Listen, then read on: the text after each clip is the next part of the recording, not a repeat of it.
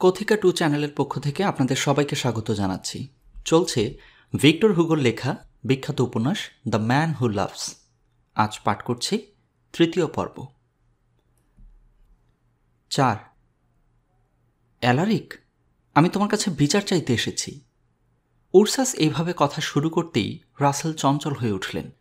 রহস্যময় এই ডাক্তারের সম্বন্ধে তার যতই কৌতূহল থাকুক, অ্যালারিকের সঙ্গে তার কথোপকথনের ক্ষেত্রে নিঃসম্পর্কীয় তিনি উপস্থিত থাকেন কি করে? কিন্তু ইচ্ছা করলেই তিনি চলে যেতে পারেন না। উপস্থিত ক্ষেত্রে তার গতিবিধির স্বাধীনতা নেই। প্রকৃতপক্ষে অ্যালারিকের আড্ডায় বন্দী তিনি না হলেও নজরবন্দি নিশ্চয়ই। তবু উঠে দাঁড়িয়ে নিজের প্রতি দস্যুপতির দৃষ্টি তিনি আকর্ষণ করলেন, যাতে তার যাওয়ার আদেশ দিয়ে প্রয়োজনীয় ব্যবস্থার প্রতি সে সজাগ হয়ে ওঠে। অ্যালারিক কিন্তু আদেশ দিল না, ব্যবস্থাও করল না। শান্তভাবে বলল, আপনার সঙ্গে আমার কথা শেষ হয়নি। আমার এই উপকারী বন্ধুর সঙ্গে দুটো কথা কয়ে আমি এক্ষুনি ফিরে আসছি। আপনি এখানেই বসুন। উরসাসের হাত ধরে অ্যালারিক সেই পর্দা সরিয়েই ভিতরে ঢুকল, যে পর্দার আড়াল থেকে ইতিপূর্বে আইরিনের আবির্ভাব হয়েছিল দুইবার। একা বসে রাসেল নানা চিন্তা করতে লাগলেন। ডেভিড আর আদ্রেকে তিনি এখনও চোখে দেখেননি। তারা কি হোটেল বোবোতে ফিরে গিয়েছে, না এখনও আবদ্ধ আছে এই দস্যুপরীতে? রাত্রি আর বেশি নেই। এই রাত্রির ভিতরেই হোটেলে ফিরে যেতে পারলে ভালো হতো সকলের পক্ষে। সকালে রাস্তায় বেরোলে লোক জানাজানি হওয়ার সম্ভাবনা, এমনকি পুলিশের দৃষ্টিও তার উপরে পড়তে পারে। তারা উপকার কিছু করতে পারবে না তো শুধু হাঙ্গামার সৃষ্টি করবে এবং তাদের ফরাসি দেশ ছেড়ে যাওয়ার পক্ষে বাধার আমদানি করবে একটার পর আরেকটা। চিন্তার জাল বুনেই চলেছিল ভদ্রলোক। হঠাৎ সে জাল ছিঁড়ে গেল। আইরিন এসে ঢুকল ঘরে, একটি ছোট্ট বালিকার হাত ধরে। এসেই রাসেলকে দেখে সে যেন ভারী অপ্রতিভ হয়ে গেল। ওহ, আপনি এখনও রয়েছেন এখানে? আমি বলি লর্ড ডেভিডদের সঙ্গে আপনিও বুঝে নিজের জায়গায় রওনা হয়ে গেছেন। রওনা হয়ে গেলেই তো হতো ভালো, আক্ষেপে সুরে কথা কইলেন রাসেল।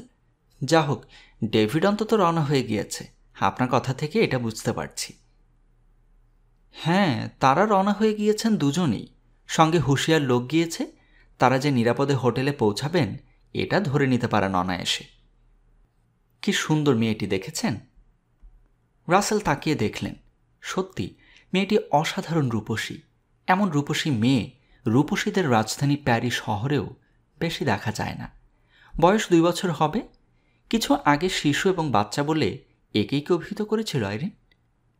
দামি পোশাক পরা সুন্দরী বালিকাটি যে কোনো বড় ঘরের মেয়ে তাতে এক মুহূর্তের জন্য সন্দেহ করা যায় না। কেঁদে কেঁদে তার 2 চোখ লাল হয়ে গিয়েছে। আইরিনের হাত ধরে টলতে টলতে সে ঘরে এসে ঢুকল, ভয়ে ভয়ে এদিক ওদিকে চাইতে চাইতে। স্ফুরিত অধরে মাঝে মাঝে শুধু অস্পষ্ট মা মা ধ্বনি। আমাদের এক্স লোকটির মাথায় কিচ্ছু থাকে না। ছোট ছেলে মেয়েদের তুলে আনবার কারবার যে নিষিদ্ধ হয়ে গিয়েছে আমাদের দলে, এমন দরকারি কথাটাও সে ভুলে মেরে দিয়েছে। এখন একে নিয়ে 100 ঝামেলা হবে। এক্সকে জিজ্ঞাসা করেছি, মেয়েটিকে সে নাকি রাস্তায় একা দাঁড়িয়ে কাঁদতে দেখেছিল। কে ওর বাপ মা, কোথা থেকে ও এলো কিছুই জানে না এক্স। কি গেরো বলুন তো?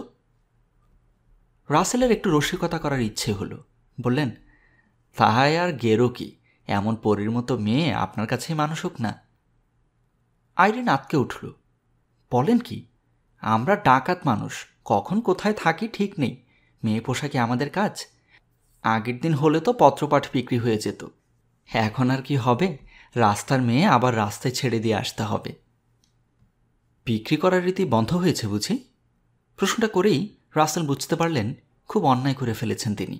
আইরিনের মুখখানা কালো হয়ে গেল, চোখ ফেটে জল আসে বুঝি। রাসেল কিভাবে অন্যায়ের প্রায়শ্চিত্ত করবেন বুঝে উঠতে পারছেন না। আইরিনই কথা কইল, বন্ধ হয়ে গেল আমার সন্তানটি মারা যাওয়ার পরে। খুবই করুণ উক্তি বটে, কিন্তু সমস্যা সমাধানের পক্ষে সহায়ক নয়।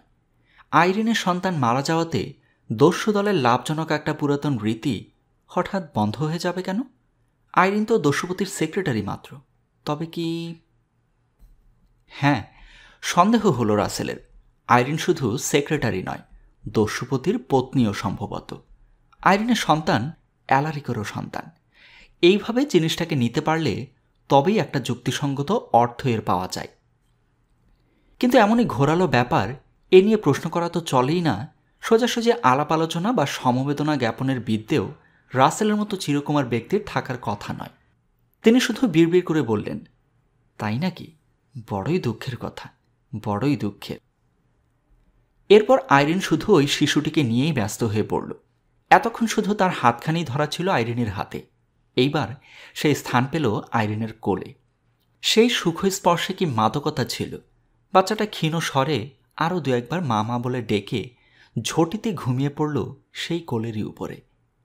আইরিন বোকার মতো হাসল রাসেলের সঙ্গে দৃষ্টি বিনিময় হতেই। একটু আগেই অ্যালারিক বসেছিল যে হাতের দাঁতের সোফায়, তারই গদির উপরে আলগোছে মেয়েটিকে শুইয়ে দিয়ে পাশে দাঁড়িয়ে অপলক নেত্রে দেখতে লাগলো তার ঘুমন্ত সুষমা। মরি মরি, মস্ত একটা শ্বেত পদ্মের মতোই দেখাচ্ছে শিশুটিকে। আইরিনের ধ্যানানন্দে ব্যাঘাত করতে প্রবৃত্তি হল না রাসেলের। তিনি চুপ করে রইলেন। ঘরে অখণ্ড নীরবতা। একটু অস্বস্তির ব্যাপার রাসেলের পক্ষে। সে অস্বস্তির অবসান হল। অ্যালারিক প্রবেশ করল ঘরে, সেই উর্সাসেরই হাত ধরে। উর্সাসকে একটা চেয়ারে জোর করে বসিয়ে দিয়ে অ্যালারিক কলকণ্ঠে বলে উঠল, মজা দেখো আইরিন, ইনি আমার কাছে বিচার চাইতে এসেছেন আমারই বিরুদ্ধে। রসিকতা করতে গিয়ে তার স্বর রুদ্ধ হয়ে এলো আবেগে। আইরিন চোখ তুলে তাকালো, শুধু প্রশ্ন করল না। অন্তর তার ভাবাবেগে ভরপুর। হঠাৎ কথা বেরোল না বুঝি। অ্যালারিকি ব্যাখ্যা করল নিজের উক্তির। একটি ছেলেকে উনি কুড়িয়ে পেয়েছেন, তার মুখের উপর নিষ্ঠুরভাবে অস্ত্রোপচার করা হয়েছে। উনি তো বুঝতে পারেননি যে কুকর্মটা আমারই। অন্য কোনো দানবে কর্ম করেছে মনে করে উনি এসেছেন আমার কাছে, অত্যাচারের উপর হামলা করে যাতে অন্তত হতভাগ্য বালকের পরিচয়টা জেনে নিতে পারা যায়। এইবার রাসেলের দিকে তাকালো অ্যালারিক। পরিচয়টা ওকেও বলবো, আপনাকেও বলবো, যার সম্বন্ধে খানিকটা আগে আলোচনা হচ্ছিল আপনাতে আমাতে। বাজিকরের তাঁবু পুড়িয়ে দিয়ে যে বালক আর্ডেন অরণ্যে গা ঢাকা দিয়েছে। প্রায় যেন আর্তনাদ করে উঠলেন রাসেল। সেই সেই অ্যালারিক গম্ভীর হয়ে গেল। হ্যাঁ সেই। নিজের সোফা শিশুর অধিকারে, কাজেই অ্যালারিককে বসতে হলো অন্য আসনে। বসে কিছুক্ষণ নীরব রইল সে। তারপর হঠাৎ প্রতি কথার উপর জোর দিয়ে বলে উঠল, ভুলেই গিয়েছিলাম পেমব্রোকের ওই হতচ্ছাড়া বংশের কথা। মনে পড়ে গেল হঠাৎ ওই ডেভিডটার মুখে তার আত্মপরিচয় শুনে। ভাবলাম ওই সৎটাকে অত বড় উচ্চপদ লাভ করবার সুযোগ দেওয়ার চেয়ে গুস্টেভের হারানো ছেলেটাকে বাপের আসনে বসানো ভালো। তাই মিস্টার রাসেল, আপনাকে ডেকে আনা। একটু আগে বলছিলাম যে হারানো ছেলেটার সন্ধান কয়েকদিন আগেও আপনাকে দিতে পারতাম, আজ আর পারি না। কিন্তু এখন বলছি। রাসেলই তার অসম্পূর্ণ কথা সম্পূর্ণ করলেন। বলছেন যে সে বালক এই উর্সাস মশাইয়ের আশ্রয়ে আছে, এক নাকমুখ কাটা মর্কটের আকৃতি ধারণ করে। বলছেন যে পেমব্রোকের আড়পদে সেই মর্কটকে অভিষিক্ত করার দায়িত্ব আমার উপর ন্যস্ত করে আপনি আমায় বাধিত করতে চান। ধন্যবাদ আপনাকে। রাসেলের কথার ভিতর তিক্ততার আমেজ পেয়ে অ্যালারিক একটু ক্রূর হাসি হাসল। 50,000 পাউন্ড মুক্তিপণ আদায় করার আগে এই শুভ কথাটা আপনাকে জানালে আপনি কি সে মুক্তিপণ দিতেন? রাসেল চমকে উঠলেন। এদিক দিয়ে এতক্ষণ তিনি বিষয়টা বিচার করেননি। সত্যিই তো, ডেভিড আজ তো আর পেমব্রোকের কেউ নয়, নয় আমেলিয়াও। পেমব্রোকের এতটা অর্থ অকারণে অপব্যয় হয়ে গেল তো। তাকে সান্ত্বনা দিল অ্যালারিকি। ওই 50,000 পাউন্ড আপনি ডেভিডের মুক্তিপণ বলে বিবেচনা না করে গিয়েলুমের মুক্তিপণ ধরে নিন না, তাহলে আর আপনার আক্ষেপ থাকবে না। গিয়েলুমের আবার মুক্তিপণ? তার অতখানি অপূরণীয় ক্ষতি করবার পরেও আবার মুক্তিপণ চাইছেন? তিক্ত প্রশ্ন করলেন রাসেল। আর আমার যে ক্ষতি আর্ল গুস্টেভ করেছিলেন তা বুঝি পূরণীয়? অ্যালারিক হঠাৎ ক্রুদ্ধ হয়ে উঠল। রাসেল দস্যুপতিকে রাগিয়ে দিতে চাননি, কারণ তার খপ্পরের মধ্যে বসে তাকে রাগানো চূড়ান্ত বোকামের কাজ। হঠাৎ তাকে এভাবে তর্জন করে উঠতে দেখে তিনি কিংকর্তব্য বিমূঢ় হয়ে পড়লেন। কথার জবাব দিতেই পারলেন না চটপট। তার সাহায্যে এগিয়ে এলেন অপরিচিত উর্সাস। ক্রুদ্ধ কণ্ঠে নয়, কিন্তু কর্কশ নীরস ভাষায় উর্সাস অ্যালারিককে বললেন, অত্যাচার দিয়ে অত্যাচারের প্রতিকার হয় না।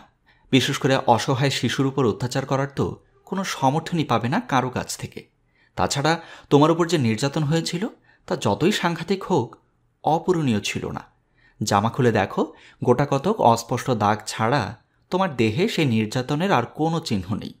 কিন্তু এই অভাগা গিয়েলুম মানুষের সমাজে গিয়ে দাঁড়াবারই যে উপায় তুমি রাখোনি তার, অথচ তোমার কাছে অপরাধ সে কিছু করেনি। করেছিল তার পিতা। এই অপরাধের কি ক্ষমা আছে ভগবানের কাছে? অত বড় দুর্ধর্ষ দস্যু অ্যালারিক আর একটি কথা উচ্চারণ করতে পারল না। তার মাথাটা ধীরে ধীরে নুয়ে পড়ল লজ্জায় না অনুশোচনায়। উরসাস কিন্তু নিবৃত্ত হল না। এবার তার দৃষ্টি পড়েছে সোফার উপর ঘুমন্ত ছোট্ট মেয়েটির উপরে। ওই যে আরেকটি, তুমি না বলেছিলে যে ছেলে মেয়ে চুরি করার ব্যবসা তুমি ছেড়ে দিয়েছ? এটি তবে এলো কোথা থেকে অ্যালারিক? অ্যালারিক, আমার এখন অনুতাপ হচ্ছে যে তোমার জীবন সংকটের কালে আমি শুশ্রূষা করে বাঁচিয়ে তুলেছিলাম তোমাকে। অ্যালারিক যেন পাথর বনে গিয়েছে এই অবিরাম তর্জনের মুখে। তার সাহায্যে এগিয়ে এলো আইরিন। উরসাসের কাছে এগিয়ে এসে তার চেয়ারের পিঠে হাত রেখে সে দাঁড়ালো। মিষ্ট স্বরে প্রায় কাকুতি করে বলল, সর্দার, সত্য কথাই বলেছেন। ও পাপ আমাদের দল থেকে অনেকদিন আগে নিষিদ্ধ করা হয়েছে। আমাদেরই একটি নির্বোধ লোক কি জানি কেমন করে সে নিষেধের কথা ভুলে গিয়ে এই মেয়েটিকে এনেছে আজ। তাও চুরি করে আনেনি, একা রাস্তায় দাঁড়িয়ে কাঁদছিল অনেকক্ষণ ধরে। একা ফেলে না এসে সাথে নিয়ে এসেছে। এখন একে কি করা যায় সেই এক ঘোর সমস্যায় পড়েছি আমরা। অ্যালারিক কি অন্তরের কথাই বলছে না? শুনতে কিন্তু বিদ্রূপের মতো শোনাচ্ছে। সে বলছে, আর কোনো সমস্যা নেই গো, সব সমস্যার সমাধান হয়েছে। নিরাশ্রয়ের আশ্রয় যিনি, তিনি এসেছেন। চাবুকের আঘাতে জর্জরিত মুমূর্ষ যার কোলে আশ্রয় পায়, বিকৃত মূর্তি হাস্যবদন ছোকরা পালাতে পালাতে যার গাড়িতে গিয়ে ওঠে, এই ছোট্ট মেয়েটিও তারই কাছে গিয়ে থাকবে। আমি ডাকাতের জীবন কতক্ষণ? আজই রাজসৈন্যের হাতে ধরা পড়ে ফাঁসি কাঠে ঝুলতে পারি। তাছাড়া ডাকাতের প্রাণে সে স্নেহের অস্তিত্ব কোথায়, যা না থাকলে শিশুর সান্নিধ্য সহ্য করা যায় না? পিতা উরসাস, আপনি নিয়ে যান মেয়েটিকে। আপনার গাড়িতে বেশি ভিড় হবে না তাতে, কারণ আর্ল গিয়েলুম অচিরেই ইংল্যান্ড চলে যাবেন জমিদারের দখল নেবার জন্য। কোথায় সে ভাগ্যহীন গুইনপেলন? আর কোথায় বা উরসাসের বিখ্যাত নেকড়ের গাড়ি, যে গাড়ি ছেড়ে প্রাণান্তেও উরসাস 1 ঘন্টার জন্য দূরে যায়নি কোনোদিন? আজ কি তা গিয়েলুমের মতো বালকের জিম্মায় রেখে সে আর্ডেনের অরণ্য থেকে একেবারে প্যারির রাজধানীতে এসে হাজির হল? না, তা নয়। গাড়ি সমেত গিয়েলুম রয়েছে আর্মিয়ান্তের জ্যাক্সের বিচালি গুদামে। ওই বিচালিওয়ালাটিও উরসাসের কাছে নানাভাবে কৃতজ্ঞ। উরসাসের এতটুকু কাজে লাগতে পারলে সে নিজেকে ধন্য মনে করবে। গিয়েলুমের চেহারা দেখে সে হতভম্ব হয়ে গিয়েছে ভয়ে, বিস্ময়ে। তার বিশ্বাস জন্মেছে যে এ জীব কখনো স্বাভাবিক মানুষ হতে পারে না। মানব ও দানব উভয়ের মিশ্রণে উৎপন্ন কোনো এক প্রকার প্রাণী। নিশ্চয়ই এর অলৌকিক শক্তি আছে নানাবিধ। একে তো আগে থেকেই উরসাসের সম্বন্ধে এ অঞ্চলের লোকদের এক ধরনের সংশয় ছিল চিরদিন। কে ও? কি কারণে ও বনে বনে মাঠে প্রান্তরে ঘুরে বেড়ায়? কি জন্যই বা লোকালয়ে স্থায়ীভাবে বাস করে না? ইত্যাকার সব অমীমাংসিত প্রশ্নের দরুন উরসাসকে ভয় মিশ্রিত ভক্তির চোখে দেখত সবাই। সেই মনোভাবটাই আবার প্রবল হয়ে উঠল উরসাসের সঙ্গে গিয়েলুমকে দেখে, যার মুখের চিরন্তন হাসি দেখলে নরকের রাজা লুসিফারের হাসির কথাই সাধারণ মানুষের মনে পড়বার কথা।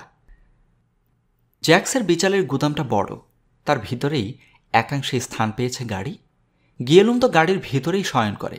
তার খাবার বলে 2খানা রুটি এবং 1 কলসি জল কাছেই রেখে এসেছে উরসাস, আর কিছু ফলমূল। আর হোমো, সে তো মাংস খাবে। তার আশেপাশে রাশি রাশি নানা জাতীয় মাংস। কিন্তু সবই ফেলে এসেছে উরসাস, একটি জিনিস ফেলে আসেনি। যে জিনিসটা চুরি যাওয়ার ভয়ে সে সাহস করে গাড়ি থেকে 1 দণ্ডের জন্য দূরে যেতে পারেনি কোনোদিন। সে একটি পুলিন্দা।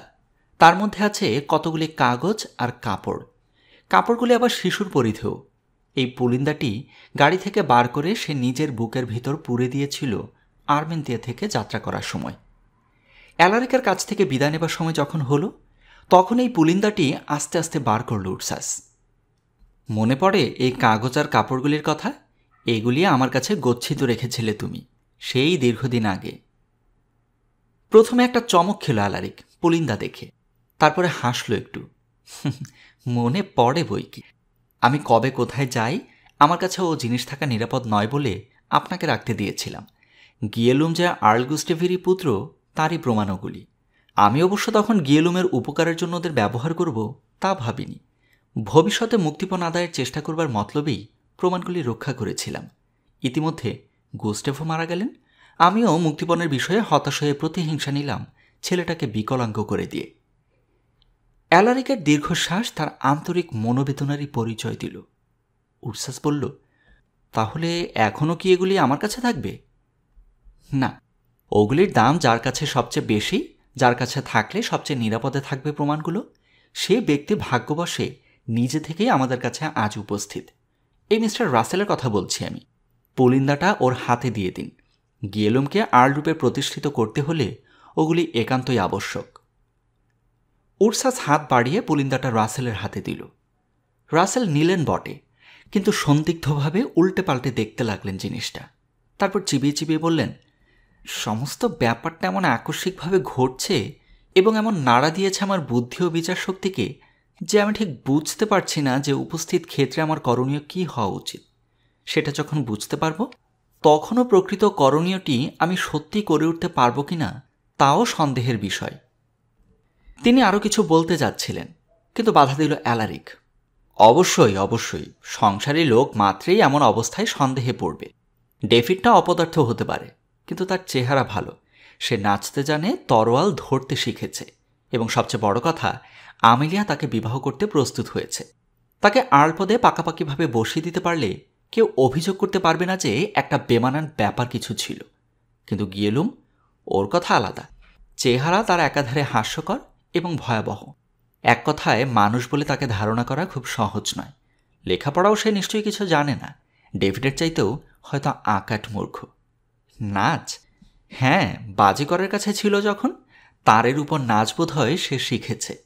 কিন্তু ক্লাবে মজলিসে লর্ড লেডিরা যে নাচ নাচেন, সে তো তারের নাচ নয়। আমেলিয়া নিশ্চয়ই ডেভিডকে ত্যাগ করে আমাদের এই গিয়েলুমকে বিবাহ করতে রাজি হবে না। সুতরাং যা হলে সর্বাগ্য সুন্দর হয়, তাকে ভেস্তে দিয়ে একটা অঘটন, ওলটপালট বিষ সদৃশ ব্যাপার ঘটাবার কল্পনায় মিস্টার রাসেল কেন, সব লোকই সন্দেহে পড়বে। রাসেল এই দীর্ঘ বক্তৃতার অন্তর্নিহিত টিটকারিটা অবশ্যই বুঝলেন। এ তার সততায় সন্দেহ ছাড়া অন্য কিছু নয়। স্থান, কাল, পাত্র বিস্মৃত হয়ে তিনি উষ্ণ হয়ে উঠতে যাচ্ছিলেন, কিন্তু তাকে রক্ষা করল উরসাস। তীক্ষ্ণ ভাষায় সে ভৎসনা করে উঠল অ্যালারিককে। তোমার লজ্জা হওয়া উচিত। অঘটন যা ঘটিয়েছ তার তুলনা হয় না। একটা শিশুর জীবন তুমি নষ্ট করে দিয়েছ। এখন সেই বিনষ্ট জীবনকে জোড়াতারা দিয়ে আবার সোজা পথে চালিয়ে নেওয়ার দায়িত্ব নিতে যে কোনো স্থিরবুদ্ধির লোক ইতস্তত করবে। মিস্টার রাসেলের দ্বিধার মধ্যে অস্বাভাবিক কিছু নেই, তবে দ্বিধা কাটিয়ে সততার পরিচয় দেবার মতো চরিত্রের দৃঢ়তা তার ভিতর আছে। এই বিশ্বাসে পুলিন্দাটা আমরা তার হাতেই দিলাম। এখন অভাগা গিয়েলুমের ভাগ্যে যা আছে তা হোক। অতপর আর করবার কিছুই রইল না। রাসেল বিদায় হলেন। কথা দিয়ে গেলেন যে কি তিনি করায় স্থির করলেন তা 2-1 দিনের ভেতরেই অ্যালারিককে জানাবেন। অ্যালারিক একজন উচ্চ পদস্থ পুলিশ কর্মচারীর নাম ঠিকানা তাকে লিখে দিল। রাসেলের বক্তব্য সেই কর্মচারীর কাছে পৌঁছে দিলেই অ্যালারিক যথাসময়ে তা জানতে পারবে। অবশ্য পুলিশ মহোদয়ের কাছে চিঠি লিখতে পরামর্শ দিল না অ্যালারিক। তার বাড়িতে একটা ভেট পাঠিয়ে ঝুড়ির গায়ে এক টুকরো কাগজে সেন্ট গিয়েলুমের আশীর্বাদ নিন এইটুকু লিখে দিলেই উক্ত মহোদয় ভেটটা নিজে রেখে দেবেন এবং কাগজটুকু দিয়ে দেবেন অ্যালারিকের চরের হাতে। যে চর নিয়মিতভাবে দৈনিক একবার দেখা করে তার সঙ্গে খবরাখবরের জন্য। ওই কাগজ অ্যালারিকের হস্তগত হলে সে বুঝবে রাসেল গিয়েলুমকে পৈতৃক অধিকারে প্রতিষ্ঠিত করার ভার নিচ্ছেন। রাসেল কিন্তু বললেন, ভার নিলেই যে তৎক্ষণাৎ কার্যসিদ্ধি করতে পারব তা কেউ যেন না ভাবেন। এ অতি জটিল ব্যাপার। অনেক আটঘাট বেঁধে হুঁশিয়ার হয়ে তবে কাজে নামতে হবে। ততদিন গিয়েলুমকে সাবধানে রক্ষা করবার ভার আপনাদের। আমি ইঙ্গিত না পাঠাচ্ছি যতদিন, আপনারা কোনো মতে ওর অস্তিত্বের কথা, অর্থাৎ ও যে ইংল্যান্ডের এক মহাসম্মানিত বংশের বংশধর, এ কথা জনসমাজে প্রকাশ করবেন না, তাহলে ওর জীবন সংশয় ঘটতে পারে। রাসেলকে চোখ বেঁধে আবার সেইন নদীর পুলের মাথায় পৌঁছে দিল অ্যালারিকের অনুচর জেড। আর আইরিন নিজে উরসাসের সঙ্গে এসে সুড়ঙ্গ মুখ পর্যন্ত তাকে পৌঁছে দিয়ে গেল। উরসাসের খাতিরে নয়, যে মেয়েটিকে উরসাস সঙ্গে নিয়ে যাচ্ছে তারই খাতিরে। বিদায় দেওয়ার সময়ে চোখের জলই পড়ল আইরিনের, তার মৃতা কন্যার কথা মনে করে। বিচালিওয়ালার গুদামে গিয়েলুম তো উরসাসের কোলে ফোটা ফুলের মতো শিশুটিকে দেখে অবাক। আনন্দে বিস্ময়ে সে জিজ্ঞাসা করল, এ আবার কি? নাম কি এর? এর নাম ডি। মানে কি জানিস? দেবতা। আমাদের মধ্যে পশু আছে আমি, উরসাস মানে ভালুক, মানুষ আছে ওই নেগ্রেটা, হোমো মানে মানুষ। এখন দেবতা হলো এই মেয়েটা, ডি। আর তুই তুই যে কোন পর্যায়ের তা বুঝতে পারিনি এখনো। পারলে তখন তোরও একটা লাক্সই নাম দেব। 5 রাসেলের ভাবভঙ্গি ভালো লাগছে না কারুই। অ্যালারিকার আড্ডা থেকে ফিরে এলেন যেন নতুন মানুষ। ভদ্রতার অভাব নেই, কিন্তু আন্তরিকতার 16 আনা অভাব। কয়েক ঘন্টার ভিতর মানুষটা যেন কত দূর তফাতে সরে গিয়েছেন। লেডি রাচেল খুঁচিয়ে খুঁচিয়ে অনেক কথা জিজ্ঞাসা করলেন। ডেভিডের মুখে যা বিবরণ পেয়েছেন দস্যুপুরীর, তার সঙ্গে রাসেলের বিবরণটি মিলিয়ে নেয়ার জন্য। কৌতূহল, ভিন্ন কিছু নয়, কিন্তু সে কৌতূহলের নিবৃত্তি হল না এতটুকুও। রাসেল দু একটা হ্যাঁ না ছাড়া কোনো কথাই বলতে নারাজ। শেষ পর্যন্ত জবাব দিলেন, ডেভিডের কাছে বা আদ্রের কাছে শুনেছ তো সব। লেডি রাচেল খিচিয়ে ওঠেন, কি শুনেছি ওদের কাছে? এক আইরিনের কথাই ওরা ঘুরিয়ে ফিরে 100 খানা করে বলছে। ভারী নাকি সুন্দরী, ভারী নাকি মিষ্টভাষিনী। আমিলিয়া তো কানে তুলো দিয়েছে আইরিনের কথা শুনবে না বলে। সত্যি মেয়েটা ওইরকমই নাকি? ডাকাতনি নাকি আবার মিষ্টভাষিনী হয়? রাসেলের জবাবটা হেয়ালের মতো লাগলো মহিলার কানে। মানুষের নাম যদি ভালুক হয়, নাক মুখ কাটার লোক যদি লর্ড সভায় আসন পায়, তাহলে ডাকাতনি মিষ্টভাষিনী হতে পারবে না কেন? লেডি রাচেল হাঁ করে থাকলেন এই মন্তব্য শুনে। কথার মানেটা বুঝবার চেষ্টা করলেন নানানভাবে। না পেরে অবশেষে যখন আবার প্রশ্ন করতে উদ্যত হলেন মিস্টার রাসেলকে, তখন সে ভদ্রলোক ঘর ছেড়ে বেরিয়ে গিয়েছেন। একটা ছোটখাটো সভার অধিবেশন হলো এদের মহলে। মিস্টার রাসেল তখন নিজের ঘরে। আমিলিয়া বলছে, 50,000 পাউন্ড যেটা সঙ্গে আনা গিয়েছিল সফরের জন্য, তা তো আক্কেল সালামি গেল। এখন তো আবার কিছু অর্থ আনানো দরকার দেশ থেকে। বিয়াকা শিক্ষয়িত্রীর আসন থেকে সখীর পর্যায়ে নেমে এসেছে এই 2 দিনেই। ডেভিড দস্যু হস্তে পতিত হওয়ার পর আমিলিয়াকে সান্ত্বনা দেওয়ার ভার তো তারই উপর পড়েছিল কিনা। সেই অবসরে এবং সেই কারণে আকস্মিকভাবেই একটা অন্তরঙ্গ সম্পর্ক গজিয়ে উঠেছে এই 2 রমণীর ভিতর। এখন আমিলিয়ার এ প্রস্তাব সর্বান্তকরণে সমর্থন করা তারই প্রথম কর্তব্য বলে সে ধরে নিল। বাই জোফ, অন্তত আর 50,000 পাউন্ড তো বটেই। এখানে অবশ্য একদিনও নয়, আবার রেস্তো এলে আবারও অ্যালারিকের টনক নড়তে পারে। এবার যেতে হবে জার্মানি, যেখানে ডাকাত নেই। ইতালি না বেড়ালে অবশ্য ইউরোপ বেড়ানোই হলো না। কিন্তু ভয় হয়, ও দেশেও ডাকাতের বড় উৎপাত। যাক, সে কথা পরে ভাবা যাবে। আপাতত জার্মানিটা তো ঘুরে নেওয়া যাক। দেখবার মতো বিস্তর জায়গা রয়েছে ও দেশে। যত গ্রাম, যত কেল্লা, ইয়া বড় রাক্ষসে কেল্লা সব। সেসব না দেখলে সবই বৃথা। ডেভিডের জন্য 49,500 পাউন্ড লোকসান গিয়েছে। তার জন্য একটুও লজ্জা নেই তার। সে মায়ের দিকে তাকিয়ে বলল, আমিলিয়া যে কিছুতেই মত করছে না। তা নইলে আমি তো ফরাসি সরকারের কাছে প্রস্তাব করতে চাই যে আমায় একদল সৈন্য দেওয়া হোক। আমি এই দস্যুটাকে হাতে পায়ে বেঁধে নিয়ে আসি তার মাটির নিচের গর্ত থেকে। তাহলে দেশটাও শান্তি পায়, আমাদেরও 49,500 পাউন্ড উদ্ধার হয়। যে সিন্দুকটার ভিতর নোটের তাড়াটা ফেলে রাখলো আইরিন, আমরা নিজের চোখে দেখে এসেছি। কেমন হে আদ্রে, দেখনি তুমি? আদ্রে সজোরে সায় দেয়, দেখিনি আবার। ডাকাত বলে ওদের এতটুকু ভয় ডর আছে নাকি? একটা অত্যন্ত বেপরোয়া ভাব, যেন চোখে আঙুল দিয়ে দেখাতে চায় যে পুলিশকে বা সৈন্যবাহিনীকে তিলমাত্র গ্রাহ্য করে না তারা। বিয়াকা বলে, এর অর্থ মাত্র একটাই হতে পারে। সে অর্থ এই যে পুলিশ ও সৈন্যবাহিনীকে ওরা কিনে রেখেছে। নইলে ধরো ডাকাত মাত্র, তার বেশি তো আর কিছু নয়। সরকারি লোক উঠে পড়ে লাগলে তাকে গ্রেফতার করতে পারে না। আমিলিয়া নিজের পদমর্যাদা সম্বন্ধে সজাগ। বয়সে বালিকা হলেও সেই যে এতগুলি লোকের প্রতিপালিকা ও মুরব্বী, সে জ্ঞান তার টনটনে।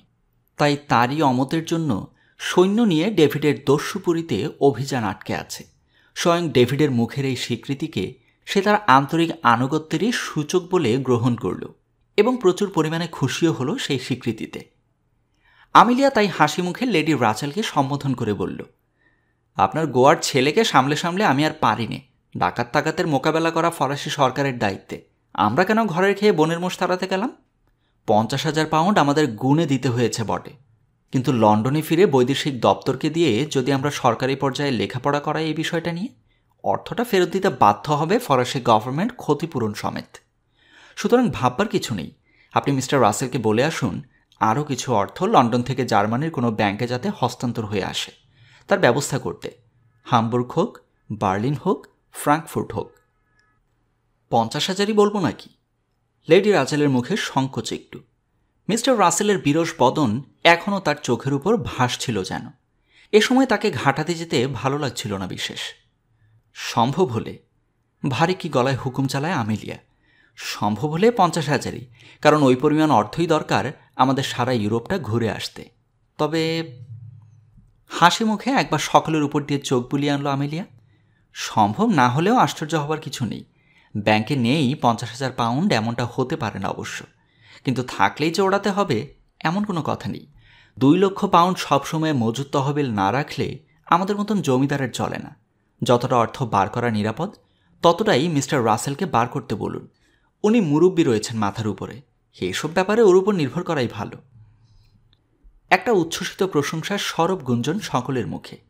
এতখানি বিবেচনা, সহৃদয়তার সঙ্গে এতখানি দূরদর্শিতা আধুনিকা মহিলাদের ভিতর বড় নাকি দেখা যায় না। উচ্ছ্বাস সবচেয়ে বিয়াকার বেশি। ফ্রান্সের অতীত ইতিহাসে এমন বিচক্ষণতা দেখা গিয়েছিল শুধুমাত্র একটি মহীয়সী রাজ্ঞীর, তিনি ক্যাথারাইন দ্য মেডিচি। আমেলিয়ার ভবিষ্যৎ যে খুবই গৌরবের হবে তাতে আর কোনো সন্দেহই নেই বিয়াকার। অর্থাৎ বিয়াকা এই নির্জলা খোসামুদির জোরে নিজের আসন একেবারে কায়েমি করতে চায় পেমব্রোকের জমিদার বাড়িতে। বেচারি নানা দৌড়ে ঘুরে ঘুরে হয়রান হয়েছে এই 27 বছর বয়সে। 27 বছর বয়স অবশ্য সে কারো কাছে স্বীকার করে না। ঊর্ধ্বসীমা 23, জন্ম তারিখ উল্লেখ করে সে কথা সপ্রমাণ করতে সে যে কোনো মুহূর্তেই রাজি। লেডি রাচেল ধীর পদে খুঁজতে বেরুলেন মিস্টার রাসেলকে। ধীর পদে, কারণ উৎসাহ নেই মনে। রাসেলকে তিনি অপ্রসন্ন দেখেছেন। কারণও একটা অনুমান করে নিতে দেরি হয়নি তার। 50,000 পাউন্ড লোকসান তারই ছেলে ডেভিডের দোষে। দোষ? হ্যাঁ, দোষ বই কি। অপরিচিত শহরের রাত দুপুরেরও পরে রাজপথে বেরোবার দরকার কি? রাসেলের প্রভুভক্তি ডেভিডকে ক্ষমা করতে পারছে না। অবশ্য সেই প্রভুভক্তি অটল আছে বলেই রাসেল নিজে হাতে অর্থটা দস্যু শিবিরে পৌঁছে দিয়েছেন, প্রভুকন্যার ভাবী স্বামীকে উদ্ধার করবার জন্য। কিন্তু ক্ষতিটা যে খুবই বেশি হয়েছে তা তিনি কথাবার্তায় গোপন করবার চেষ্টাও করছেন না। মিস্টার রাসেল তখন দরজা বন্ধ করে বসে আছেন ঘরে। সম্মুখে সেই পুলিন্দা, অ্যালারিকের উপহার। এটা খুলে দেখা দরকার। ভবিষ্যৎ কর্মপদ্ধতি স্থির করার আগে পরীক্ষা করা প্রয়োজন যে গিয়েলুমের উত্তরাধিকারিত্বের দাবি কতখানি অকাট্য। সত্যি কথা বলতে কি, দাবিটা যে সত্যের উপর প্রতিষ্ঠিত এতে রাসেলের নিজের এতটুকু সন্দেহ নেই। কিন্তু তার নিজের সন্দেহ আছে কি নেই সেইটিই শেষ কথা নয়। দেশের আদালতে দাবি প্রমাণ করতে হবে। আদালত সে দাবি স্বীকার করে নিলে তবেই বিকৃত বদন ভাড়টিকে বিশাল জমিদারির মালিকানায় বসানো সম্ভব হবে। লর্ড সভার বহু সম্মানিত আসনেও গিয়ে বসবার অধিকার তার জন্মাবে। সবে পুলিন্দাটা খুলতে উদ্যত হয়েছেন রাসেল। এমন সময় দৌড়ে হল করাঘাত। বিরক্ত যতই হোক, রূঢ় হওয়া রাসেলের স্বভাব বিরুদ্ধ। তিনি শান্ত স্বরেই অনুমতি দিলেন, ভিতরে এসো।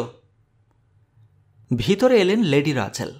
মিস্টার রাসেলের ভ্রু কুঞ্চিত হল। অবশেষে এই মহিলাটি এলেন আবার। অন্য কেউ হলে কাজের কথাটি বলে চটপট সরে পড়ত। ইনি সেদিক দিয়েও যাবেন না। প্রথমত কাজের কথা এর প্রায় থাকেই না। যখনই আসেন গল্পগুজবের বাসনাতেই আসেন।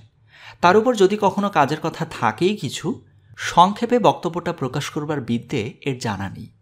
এমন একদিন ছিল সেই সুদূর অতীতে, যখন লেডি রাচেলের অফুরন্ত বাক্যলহর ভালোই লাগতো আইনজীবী রাসেলেরও। কিন্তু সেদিন আর নেই। এখন রাসেল অল্প কথা বলেন এবং অল্প কথাই প্রত্যাশা করেন সকলের কাছ থেকে। লেডি রাচেল বললেন, ব্যস্ত বুঝি? তা একটু ব্যস্ত বই কি, কিন্তু তোমার যদি কাজ থাকে কিছু, সব ব্যস্ততাই চাপা পড়তে বাধ্য। স্বাভাবিক ভদ্রতা ঝেড়ে ফেলতে পারলেন না রাসেল। কাজ মানে কি জানো? আমেলিয়া আমায় পাঠালো। মানে এখন ওরা আর ফরাসি দেশে থাকতে চাইছে না এই তিক্ত অভিজ্ঞতার পরে। কোথায় ওদের নিয়ে যাওয়া স্থির করেছো তুমি এবং কবে? সেইটি জিজ্ঞাসা করবার জন্যই আমার আশা। প্রায় 1 মিনিট চুপ করে রইলেন রাসেল ভ্রু কুঞ্চিত করে। ভেবে নিলেন যে আমেলিয়ার প্রতি রূঢ় হওয়ার সময় এখনই এসেছে কিনা। 1 মিনিটের ভিতরেই মনে মনে অনেক যোগ বিয়োগ করে ফেললেন ধুরন্ধর লোকটি। গিয়েলুমের দাবি যদি গ্রহণীয়ই হয়, তাহলে তো আমেলিয়ার জন্য আরেক কপর্দক খরচ করার অধিকার তার নেই। আর সে দাবি গ্রহণীয় বলে মনে না হলেও ঠিক এক্ষুনি আমেলিয়ার অমিতব্যয়ের আর বেশি প্রশ্রয় দেওয়া তার পক্ষে উচিত হবে না। কোথায় যাবে ওরা জিজ্ঞাসা করে পাঠিয়েছে।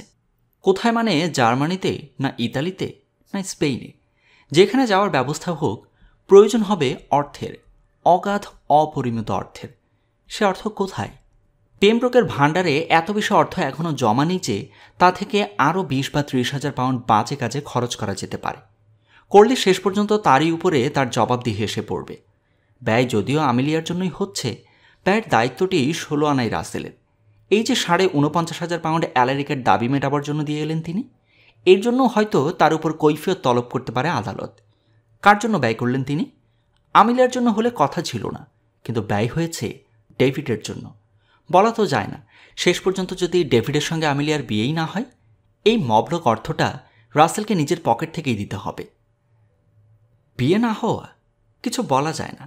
আপাত দৃষ্টিতে অবশ্য সবাই বলবে যে এ বিয়ে ভেঙে দেওয়ার সাধ্য কারণেই, কিন্তু দীর্ঘ জীবনে রাসেল বহু ক্ষেত্রে দেখেছেন যে অসম্ভব বলে আজ যা মনে হয়, কাল ঠিক সেই জিনিসটি ঘটে যায় অনিবার্যভাবে। না, এ জিনিস আর গড়াতে দেওয়া ঠিক নয়। আমিলিয়ার মাথার উপরে খাড়া ঝুলছে, ওই পুলিন্দা। এ খাড়া মাথায় পড়ে কি না পড়ে আগে দেখা যাক, তারপর আমিলিয়ার জার্মানি যাওয়ার কথা বিবেচনা করে দেখা যাবে। মোটের উপর 1 মিনিটও বোধহয় চুপ করে থাকেনি রাসেল, কিন্তু সম্মুখবর্তিনী মহিলাটির কাছে এই নীরবতাই অস্বাভাবিক দীর্ঘ বলে মনে হয়েছে। এত ভাববার কি আছে রাসেলের, তা তিনি মাথায় আনতেই পারছেন না। মনে মনে বিরক্তও হচ্ছেন বিলক্ষণ। পরের ধনে পোদ্দারির জ্বলন্ত নিদর্শন, অর্থ আমেলিয়ার, মালিক যেন মিস্টার রাসেল। কেন? না, আর্ল গুস্টেভের উইলের বলে রাসেল হয়েছেন আমেলিয়ার অভিভাবক এবং স্টেটের পরিচালক। সে অভিভাবকত্বের মেয়াদ যত ফুরিয়ে আসছে, রাসেল যেন ততই রাশ টেনে ধরতে চাইছেন। মরবার সময় অনেক বুড়ো সংসারে আসক্তি যেমন বেড়ে যায়, অনেকটা সেই রকমই।